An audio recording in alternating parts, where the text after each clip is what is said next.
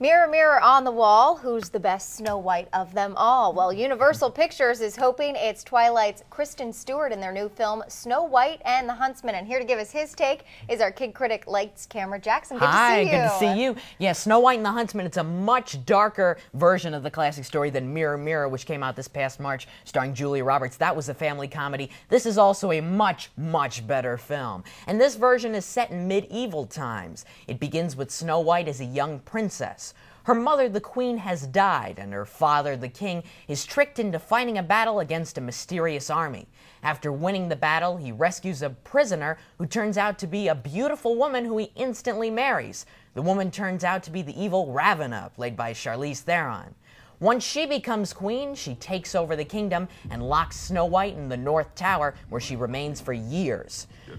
An older Snow White, Twilight's Kristen Stewart, eventually escapes and makes it to the forest, where she's pursued by the Huntsman, the Avengers' Chris Hemsworth, becomes friends with the Seven Dwarves, and tries to come up with a way to defeat Ravenna and save the kingdom.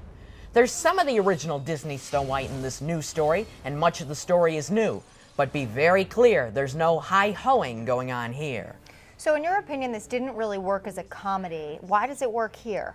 Well, I think it's for first-time director Rupert Sanders. He pulls it off by turning this fairy tale to a sweeping action-adventure film. I mean, there are heroes, exotic locations, magic, suspense, and one fantastic villain. He also adds some new characters and a lot of plot twists. Now, there are three huge stars in this film. How did they do? They're all outstanding here. I mean, Charlize Theron has the showcase role as the evil queen, and she's great. But there's also Stewart, and she's kind of mellow in the Twilight films, but really shows her strength here, both physically and with her acting. And Hemsworth makes much more out of the Huntsman role than you might expect. He reminds me of a younger Russell Crowe. And there are the actors who play the Seven Dwarfs are actually some well-known actors, including Ian McShane and Nick Frost. Now, a lot of big-budget special effects. Did they get in the way of the story at all? Not at all. I mean, the effects are very well done. In fact, some of them are actually cool, which I don't get to say very often. Sanders shows off his talent and imagination with a wide variety of great images and visuals. And the pace of the film is just right. I mean, there's a good balance of action and some slower but equally important sequences. The movie is rated PG-13, clearly not what Disney had in mind.